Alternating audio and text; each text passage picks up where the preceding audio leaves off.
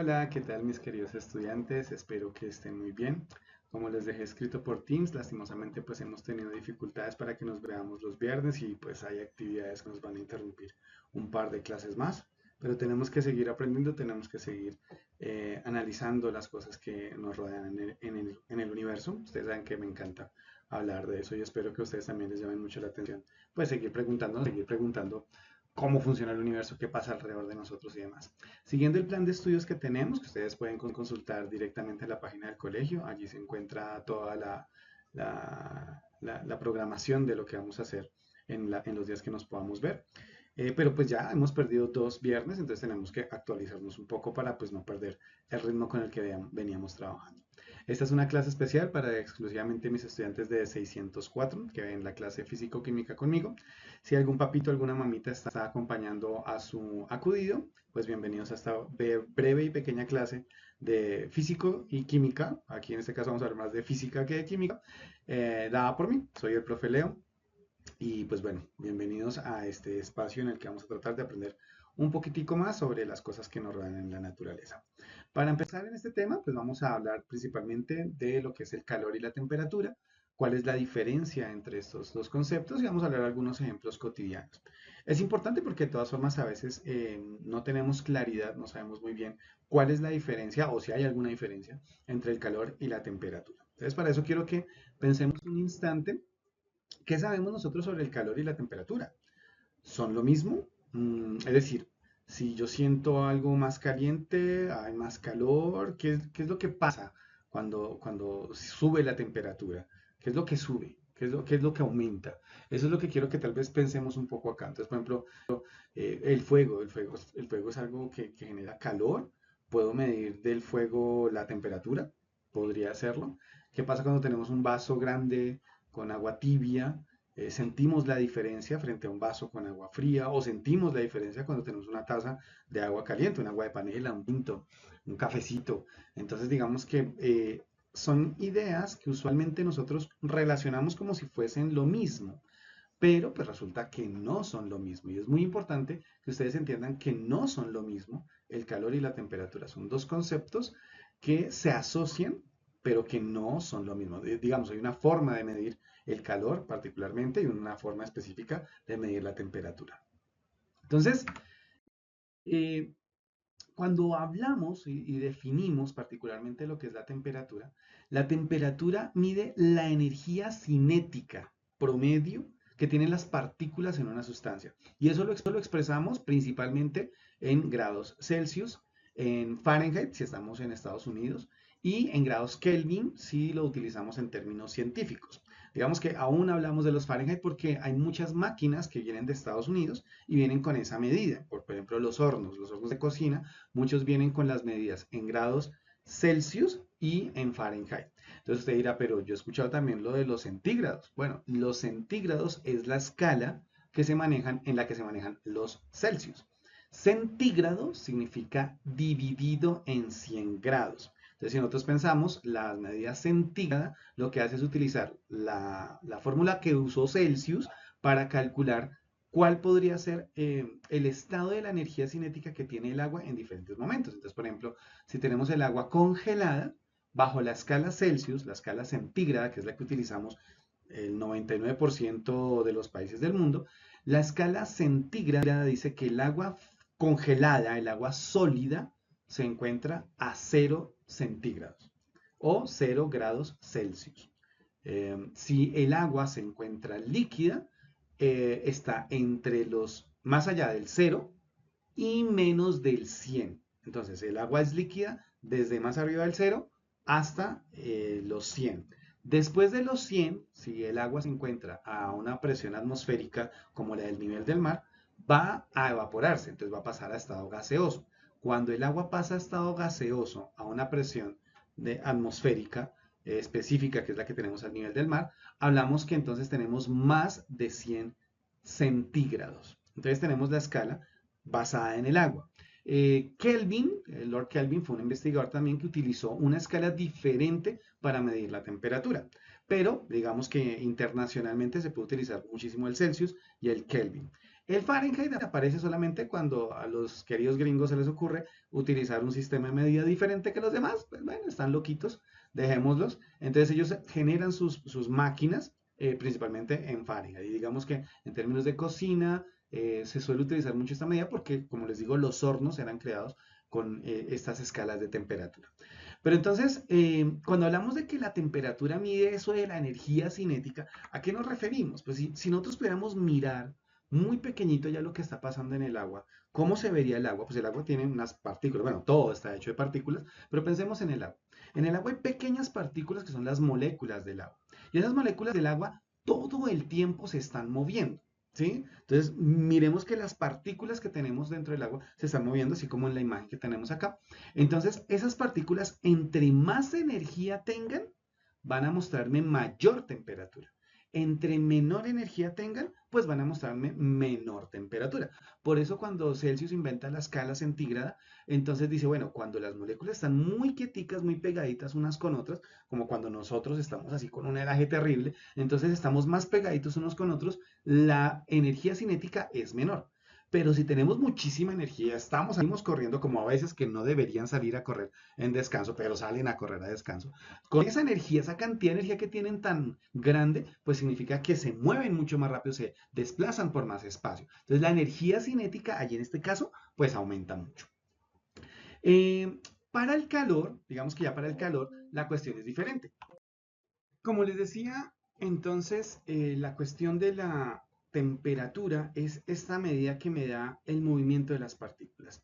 Pero en el caso del calor, la definición del calor es diferente. La energía en el calor es la energía que se da entre las partículas, es decir, es la energía que se transmite entre las partículas que tienen más energía y las partículas que tienen menos energía. Ese tránsito de energía entre las que tienen mucha energía y poca energía es lo que llamamos el calor.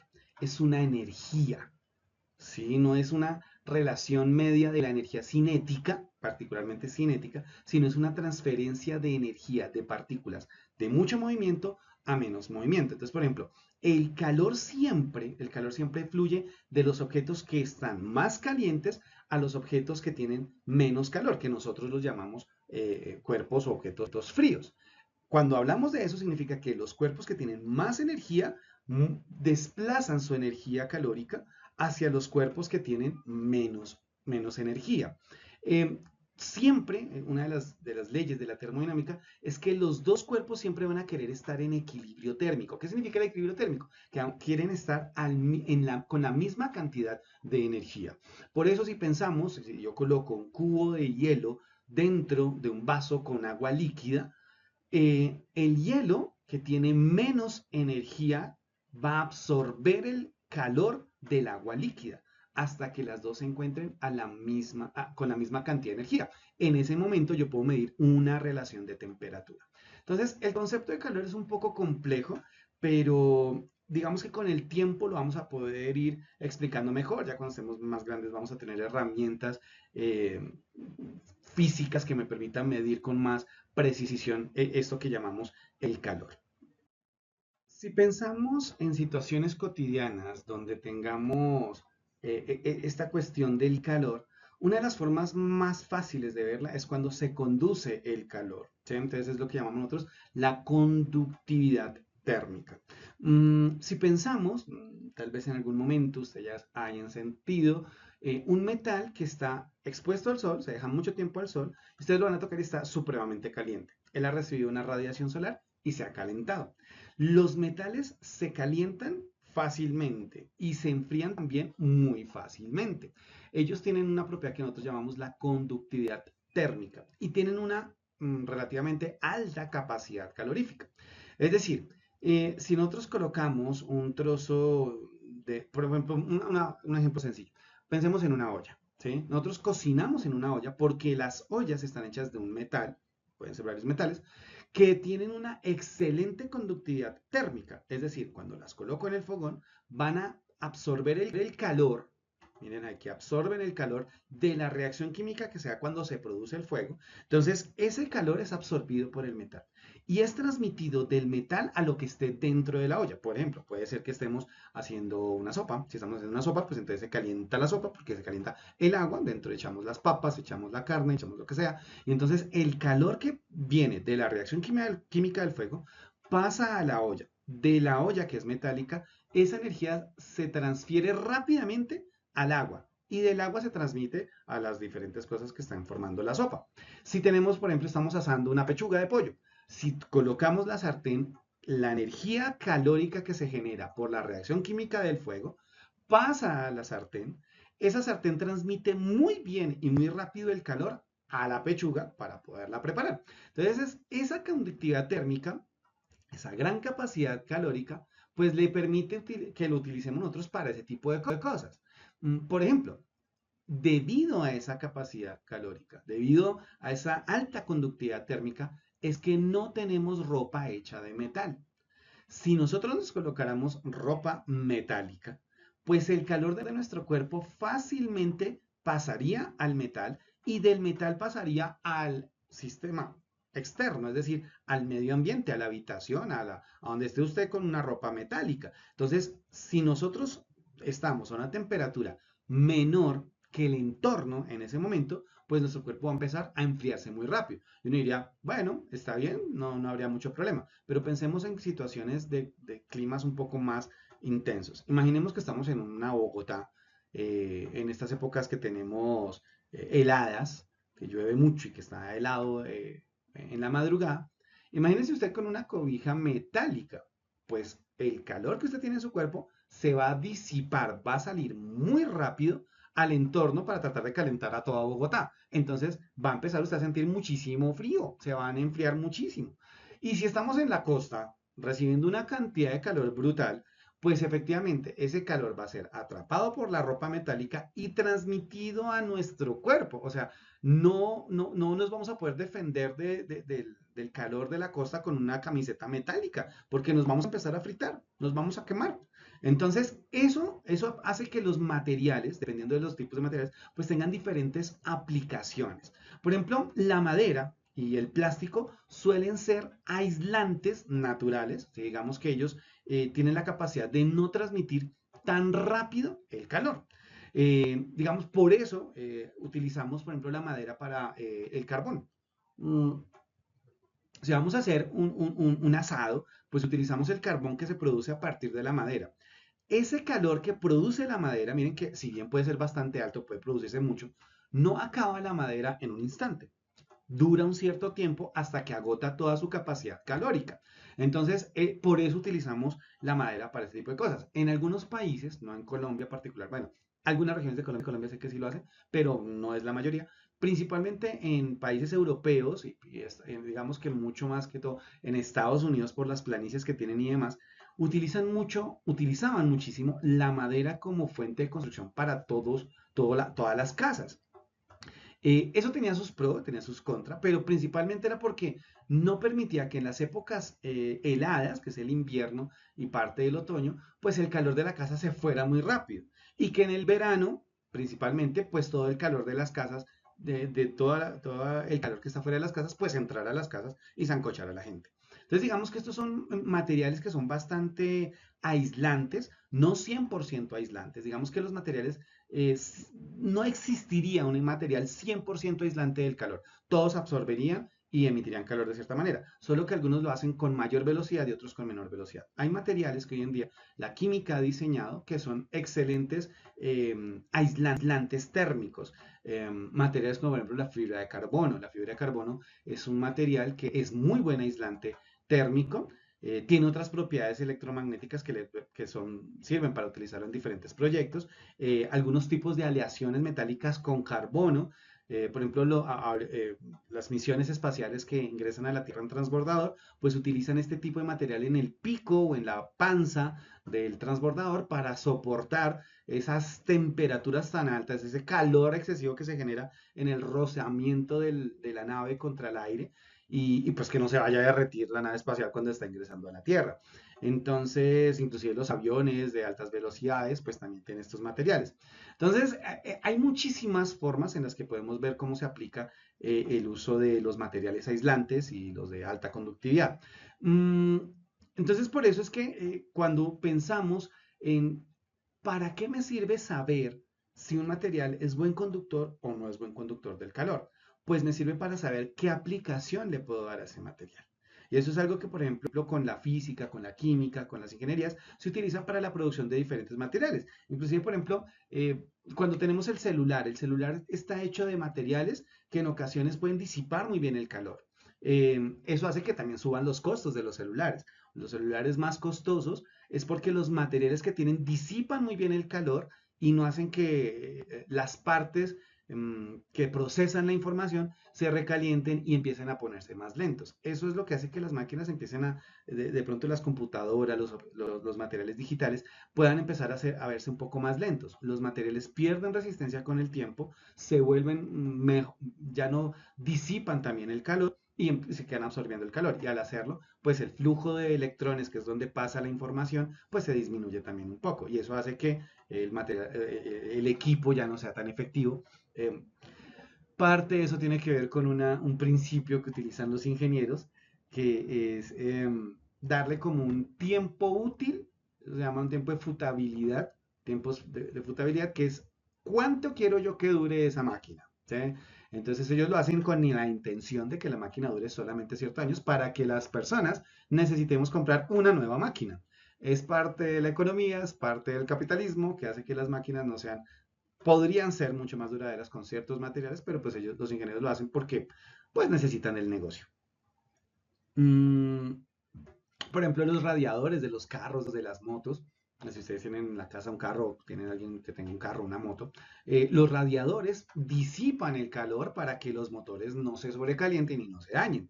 Y eso se utiliza, por ejemplo, utilizan unos líquidos especiales que son unas mezclas hechas en laboratorio que les permite fácilmente absorber y disipar el calor. Absorben y disipan muy rápido y por eso corren en flujo dentro de estos radiadores para poder mantener frío o lo más frío posible el motor. Igual, los motores de combustión pues son máquinas que suben las temperaturas muchísimo y precisamente pues como están hechos de metal, los metales van a absorber y emitir el calor, pero tienen también un punto de resistencia máximo en el que pues ya podrían llegar a dañarse. Entonces miren que es muy importante saber esta diferencia entre cómo puedo yo utilizar un material. Tengo que saber si es buen conductor del calor, mal conductor del calor. Entonces vamos a hacer como un pequeño resumen de lo que hemos hablado en estos minutos. Entonces, la temperatura, el concepto de temperatura, me muestra la velocidad promedio con las que se mueven las partículas que tiene un cuerpo. Mayor velocidad significa mayor temperatura. La transferencia de calor es cuando el calor, que es esta energía que se transfiere entre cuerpos con diferente temperatura. Entonces, lo que hace que las partículas se estén moviendo es su calor, es parte, digamos, de su energía propia. Y esa, cuando tengo mucha y quiero entregar parte, eso que entrego es el calor. Entonces, el calor se puede digamos, transferir de diferentes maneras.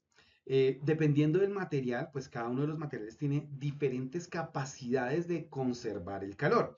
Eso también depende, por ejemplo, de la masa, o sea, es decir, de la cantidad de sustancia que tenga un cuerpo, de los cambios de temperatura que pueden darse en el tiempo. Digamos que cada uno de los materiales tiene unas propiedades físicas y químicas que le permiten ser un gran almacenador de calor o un mal almacenador de calor. Entonces, cuando tenemos estas diferencias en las temperaturas, pues simplemente estoy viendo que allí se manifiesta el calor. Recordemos que todos los cuerpos quieren mantener un equilibrio térmico, es decir, quieren estar siempre los dos a la misma temperatura, es decir, que ninguno le entregue calor al otro y que ninguno le robe calor al otro. Eso hace que, por ejemplo, los cuerpos cuando están muy calientes, pensemos, por ejemplo, si hemos calentado, hemos visto alguna vez una película, un dibujo animado o en televisión, cuando se calienta el hierro, que se pone rojo, se pone muy rojo. En algunas películas muestran cómo forman las espadas, entonces tenemos unos materiales con los que se hacen las espadas, pensemos en el acero, entonces está el rojo vivo, está súper caliente, la empiezan a golpear y para ya finalizar el proceso de creación de la espada, la meten entre agua para que el choque térmico evite que el metal se siga ablandando, se siga expandiendo y pues necesitamos que la espada me quede de un tamaño específico. Esto de la expansión térmica, por ejemplo, en el caso de los metales, creo que ustedes lo han visto alguna vez, de pronto aquellas personas que tengan en su casa, que la puerta de su casa, de pronto los que no viven en edificios, los que vivimos en edificios es un poco más difícil, pero los que viven, por ejemplo, en sus casas, que tienen puertas de metal, en las mañanas o al atardecer, cuando el sol pega muy de frente a las puertas, no sé si se han dado cuenta que cuando tratan de abrir la puerta está como pegada un poquito, entonces toca ponerle un poquito más de fuerza. Cuando yo era niño en la casa donde yo vivía, teníamos una puerta metálica que le daba preciso de frente, nosotros vivíamos en la loma, ahí en San Jorge, entonces pegaba toda la luz ahí de frente, y cuando yo iba a abrir la puerta porque me mandaban alguna cosa y había hecho mucho sol, pues yo sentía como tenía que empujarla. Y cuando cerraba la puerta, pues como me tocaba hacer fuerza, pues sonaba durísimo y me regañaban que no le pegara tan duro a la puerta porque de pronto se rompían los vidrios de la puerta. Entonces, eso que pasa ahí en ese caso es porque el calor que está siendo absorbido por el metal hace que el metal se expanda, se estire un poquitico. No es muchísimo, son milímetros, pero esos milímetros hacen que pues ya en la puerta se sienta la diferencia. Igual, en las madrugadas o en las mañanas cuando todavía no había salido el sol y teníamos que abrir la puerta de la casa, pues era mucho más fácil. Podíamos empujarlo y cerrarlo sin mayor problema porque el calor no estaba presente, o sea, había calor pero no tanto. Entonces, cuando no hay calor presente, los metales se recogen, las moléculas, las partículas se recogen un poco más. Bien, entonces tenemos ya claro, ¿no? La temperatura me mide qué tan caliente o qué tan frío, entre comillas, está algo, es decir, qué tanto calor está presente. Se mide con los termómetros. Hay diferentes tipos de termómetros. Conocemos hoy termómetros de mercurio, de gas y termómetros de láser, inclusive. Los que de pronto se acuerden cuando eran chiquiticos y estábamos en lo de pandemia, tal vez recordarán que apuntaban con unas pistolitas que tenían un láser, eran termómetros. Aquí en Colombia y en el 99% de partes del mundo, la temperatura ambiental, la temperatura promedio, se mide en grados Celsius o centígrados. Nunca, por favor, nunca digan grados centígrados. Yo se lo he escuchado decir inclusive a gente en televisión, a presentadores de noticias, presentadores del clima, que me parece que es terrible porque están diciendo una redundancia. Eso suena horrible. O dices grados Celsius o dices centígrados. Decir grados centígrados es una redundancia. Eso está mal dicho. Entonces recordemos que esa temperatura es el movimiento que tienen las partículas. El calor es una energía que se transfiere, que pasa de un cuerpo más caliente a un cuerpo menos caliente o frío, como le decimos nosotros. Pero el concepto como tal de frío, el frío como cosa, no existe. O sea, el frío no es una cosa, porque sencillamente no existe. O sea, no hay formas de medir el frío. Medimos el calor, que tanto calor tiene algo y si tiene mucho o si tiene poco, pero el frío no existe. Si un papito, una mamita han visto hasta acá este video, pues sí, les cuento, el frío no existe. Igual que el sereno tampoco existe. El sereno es una sensación térmica que se da cuando el sol deja de calentar la atmósfera y se baja rápidamente la temperatura. ¿Por qué? Porque los cuerpos que tenemos más calor entregamos nuestro calor a la ciudad para calentarla. Porque en ese momento, cuando el sol ya se ocultó, pues toda la atmósfera, que son kilómetros que tenemos de aquí hasta que se acaba en la capa de la estratosfera, pues ya no hay calor ahí. Entonces, como no hay calor, las moléculas y las partículas del aire tienen menos calor que nosotros, recordemos lo del equilibrio térmico, nos absorben nuestro calor y entonces sentimos como si algo pasara y simplemente es que el calor está fluyendo de nosotros que somos cuerpos más calientes al aire, que es en ese momento un cuerpo con menos calor. Entonces hay un descenso de la temperatura en el ambiente, porque ya el sol no está calentando el aire, nosotros lo vamos a calentar, pero nosotros no calentamos tanto como el sol. Así ustedes los consideren unos tesoritos asoleados, no calentamos tanto. Entonces, el calor se transfiere. Esa es la expresión tal vez que necesito que tengamos más claro en la cabeza. La temperatura se mide en grados Celsius o en centígrados, que es lo mismo. También se puede medir en Kelvin si estamos trabajando en términos científicos, o se puede medir en Fahrenheit si lo estamos trabajando en Estados Unidos o con máquinas gringas. Y significa el movimiento de partículas. El calor es la energía que se transfiere. Eso necesito que quede súper claro. Entonces, cuando ya hablamos de que ese calor que se transmite, pues hay varias formas, tres principalmente, en las que se puede transferir ese calor. ¿Sí? Existe la conducción, que se da principalmente entre sólidos. Lo que les hablaba, por ejemplo, de las ollas. ¿Sí? Entonces, las ollas que están hechas de metal transmiten el calor a partir de un proceso de conducción. ¿Sí? Si, por ejemplo, yo estoy cocinando en mi sartén, estoy haciendo mi pollito asado, y cojo unas pinzas metálicas y las coloco dentro de la sartén. Se me olvidó un momento mientras hago alguna cosa que estoy preparando para el almuerzo. Me volteo y cojo las pinzas metálicas, me voy a quemar. Porque el calor fue transmitido directamente desde el metal de la sartén al metal de las pinzas por conducción. El calor se condujo de los dos, del metal de la sartén al metal de las pinzas. Son dos metales que están allí en contacto. Otra forma en la que se transmite el calor es la convección. La convección se da usualmente en los fluidos. Nosotros conocemos en estados de la materia dos fluidos, los gases y los líquidos. Los dos se consideran fluidos. Entonces, por ejemplo, cuando el aire, lo que les mencionaba ahorita, el calor del sol calienta el aire de la atmósfera por método de convección. Lo calienta por convección. Si por ejemplo yo tengo una chimenea, pues las chimeneas aquí son más de gomelos, pero pues si tenemos una chimenea funcional, pues el calor radiante de esa reacción química que llamamos fuego sale de allí y calienta el aire que está cerca a mí por convección. También, por ejemplo, cuando ponemos a hervir agua, como está aquí en el ejemplo. Si colocamos a calentar agua, si tuviésemos la posibilidad de ver lo que sucede allí, los que tengan cafeteras o tengan calentadores de agua de cristal, se puede ver. Si no, pues nos tocará ponerlo en una olla, ¿sí? Primero. Entonces, el calor de la reacción química del fuego por conducción calienta el metal. Y el metal calienta el agua. Y las moléculas de agua que se calientan entre ellas se calientan por convección. Entonces, miren, conducción de la olla al agua, convección del agua entre ella. Si por ejemplo queremos una agua panela, colocamos la panela, ¿sí? Ella es sólida. Entonces, por conducción el agua va a calentar el sólido de la panela, pero las moléculas de agua que se calientan entre ellas se están calentando por el método de convección. Y la radiación por ondas, que tal vez es la última que nosotros podemos utilizar, en la que podemos pensar, es, por ejemplo, sí, pero no la cuestión de los microondas. O sea, quiero hacer como la salvedad acá. En el microondas lo que estamos haciendo es efectivamente, por radiación de una frecuencia específica, hacer que las moléculas de agua se vibren. O sea, les mandamos radiación y la molécula empieza a moverse. Si ya sabemos que el movimiento de las partículas significa que aumenta la temperatura, entonces significa que allí va a empezar a haber un proceso de calentamiento.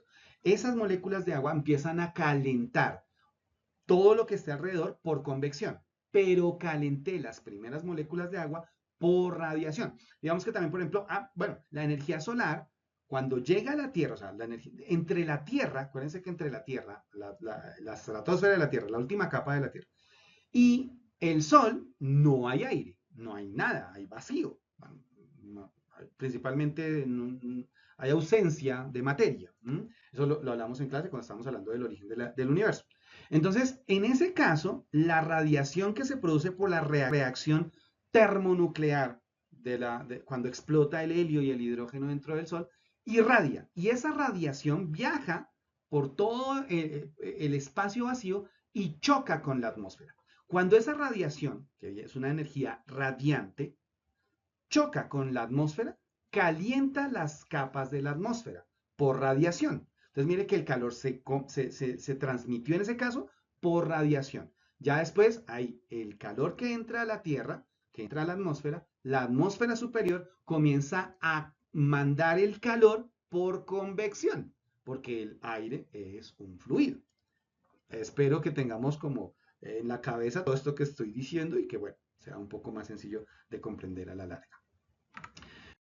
Bien, entonces, repetimos, eso tiene unas funciones, eso tiene unas aplicaciones. Principalmente tiene que ver con los materiales. ¿Para qué usamos los materiales? Para aislar o para conservar calor. Yo no sé, yo me imagino mm, que algunos de ustedes han salido de Bogotá en autobús o en carro. ¿Sí? Si salimos de Bogotá, a las afueras de Bogotá, si no estoy mal, creo que hay principalmente sobre la calle 80, sobre la avenida 13 y sobre la autopista sur, uno va andando y ve en algún punto como si hubiesen unas construcciones con plástico puesto como si fueran lotes llenos de plástico que están cubriendo algo, lo que llamamos los invernaderos. Los invernaderos están hechos con materiales que conservan el calor, es decir, que no permiten que el calor se vaya tan rápido, lo aíslan del entorno. ¿Para qué? Usualmente en estos invernaderos crecen plantas específicas que necesitan cierta temperatura. Si las plantas llegan a tener una temperatura muy baja, el agua de las plantas puede cristalizar y puede matar la planta. Entonces, estos invernaderos lo que hacen es conservar el calor que está produciéndose adentro, o a veces lo hacen por, digamos, lo que unas lámparas especiales que calientan el aire que está dentro del invernadero y conservan el calor allí.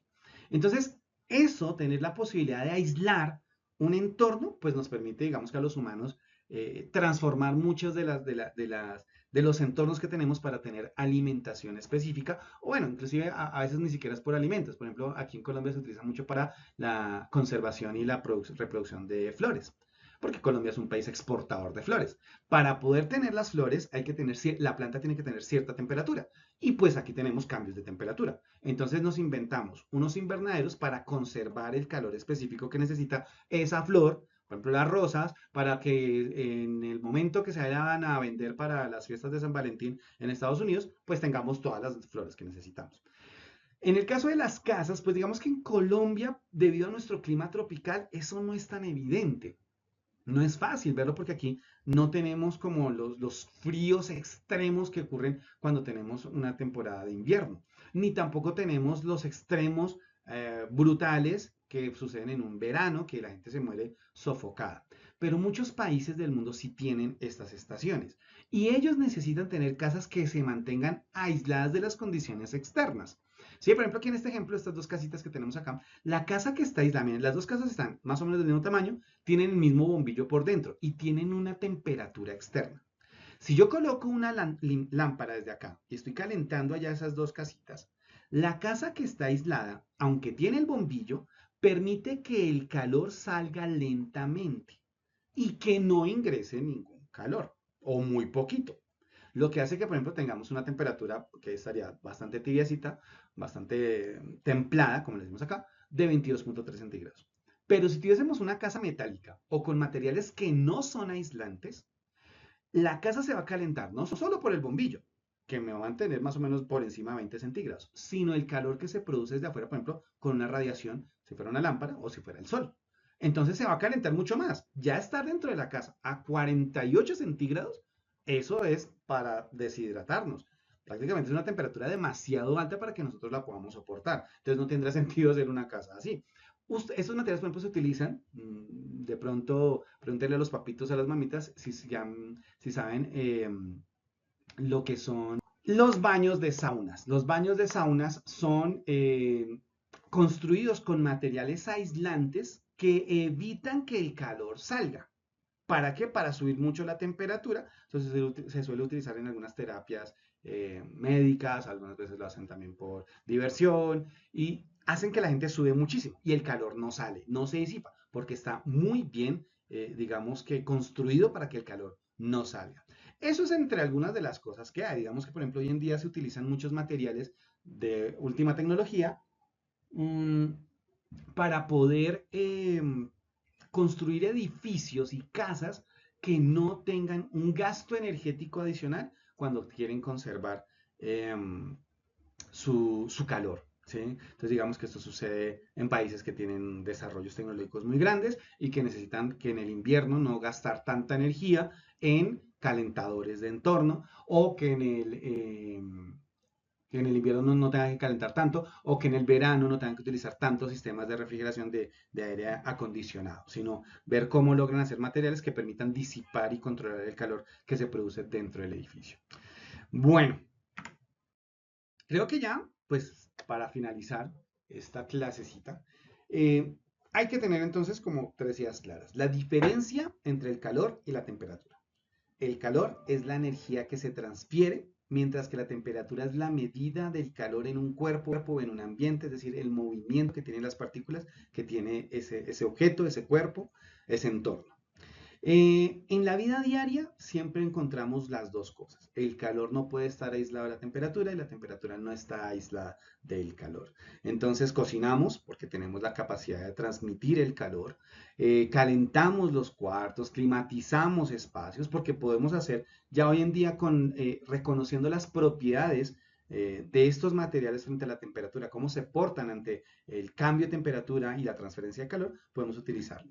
Y eso me parece que es muy importante entenderlo porque a la larga es lo que les va a permitir a ustedes también tomar decisiones de qué tipo de material debo utilizar para qué. Eh, a veces los papitos, las mamitas, no, ponte esta chaqueta que esta chaqueta es calientica. Pues en verdad la chaqueta no está caliente. La chaqueta está hecha de un material que le permite a su cuerpo conservar el calor. O sea, es muy mal conductor del calor. Lo conserva. ¿Sí? Entonces, a veces, por ejemplo, la gente cuando está en tierra caliente, ay, ponte esta camiseta que es fresquita. La camiseta no es fresquita. El material que tiene permite que el calor salga muy fácil del cuerpo para que no estemos tan achicharrados y tan calienticos todo el tiempo. Bueno, mis queridos estudiantes, básicamente esta era la explicación. Voy a dejarles una actividad en Teams para que pues la resolvamos, la hagamos y cuando nos volvamos a ver en clase o si tenemos que hacer otros de estos videos la próxima semana, que creo que sí, porque pues obviamente tenemos la entrega de boletines, pero pues nos toca mirar a ver qué hacemos ahí. Entonces, vean el video, les voy a dar varios días para que puedan ver el video y les voy a dejar una actividad. Entonces, por favor, están pendientes de Teams. Espero que les haya gustado, espero que hayan entendido y pues bueno, listo, no más. Chao, chao.